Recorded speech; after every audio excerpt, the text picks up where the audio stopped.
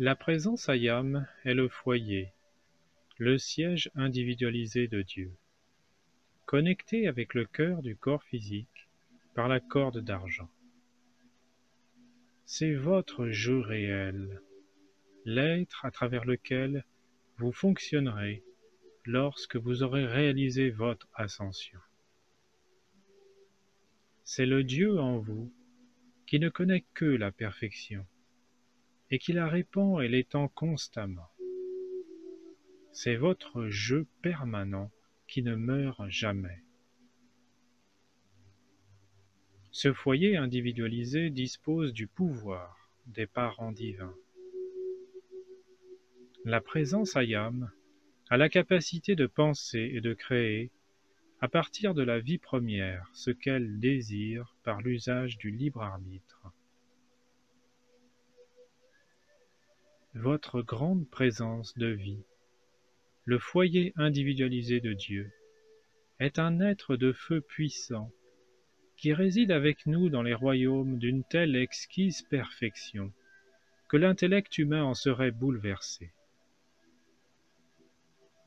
Cette présence a œuvré avec les maîtres ascensionnés pendant des siècles, et elle connaît le pouvoir particulier d'assistance de chaque maître. Lorsqu'elle voit, dans sa grande sagesse, que vous avez fait des efforts suffisants dans votre quête de lumière, que vous avez été ferme dans votre service à la lumière, et que, au mieux de vos capacités, vous avez désiré maîtriser vos pensées et sentiments, alors, et seulement alors, votre présence approche les maîtres les plus aptes à vous assister dans votre progression. Lorsque vous prenez acte que la présence de Dieu agit à travers vous dans tout ce que vous faites, vous étendez la lumière du monde. Lorsque vous permettez à l'intellect et au jeu humain de se glorifier, même en silence, de ce qui s'accomplit, vous contestez à la présence de Dieu sa qualité de seul pouvoir agissant, et vous accroissez les ombres. Lorsque vous êtes arrivé pour la première fois sur la planète Terre, la glorieuse présence de Dieu emplissait la forme entière que vous revêtiez alors. Cette présence divine, enveloppée dans la flamme triple, était physiquement visible aux yeux de tous les hommes. Par le rythme de cette flamme, vous étiez capable d'extraire de la substance de lumière universelle toute forme que vous souhaitiez, et par le pouvoir magnétique de l'action unifiante de cette flamme, vous pouviez concevoir et précipiter de la nourriture, des habits, un abri, des temples, ou tout ce que vous souhaitiez ou dont vous pouviez avoir besoin. Par le pouvoir de vos sentiments, qui magnétisaient ces formes pensées, leur manifestation avait lieu instantanément. Qu'est-il arrivé à cette présence magnifique?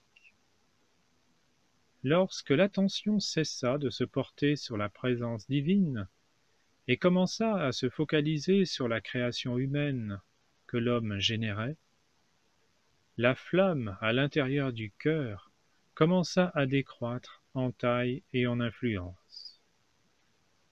Et ce que la vie entretenait par l'attention commença à croître. Ces ombres et ce karma de masse commencèrent à se développer jusqu'à ce que, finalement, seule une étincelle de la grande présence divine demeure dans le cœur. En vérité, elle fut appelée alors la flamme non alimentée, mais on l'appelle aujourd'hui la flamme triple et immortelle. Cette flamme dans votre cœur étant à nouveau nourrie par votre attention et votre amour, qui sont votre vie, elle va recommencer à croître jusqu'à ce qu'elle remplisse une nouvelle fois votre corps de sa perfection.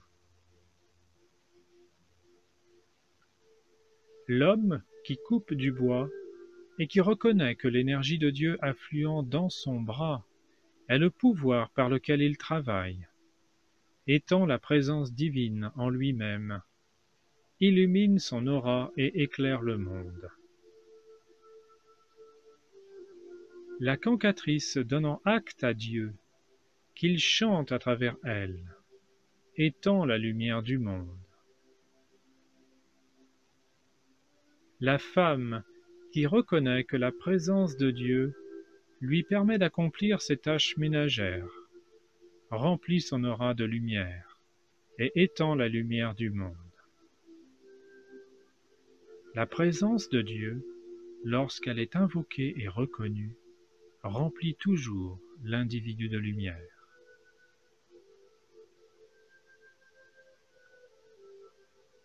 Dites-vous bien ceci: si je crois consciemment que je vis, évolue et garde mon être dans la véritable présence de Dieu, que je ne peux lever le petit doigt sans utiliser la vie de ma présence, que je ne peux dire un mot sans le pouvoir de cette présence, et que si je consacre mon esprit et mes sentiments à la présence réelle de Dieu, alors je suis vraiment un porteur de lumière pour le monde.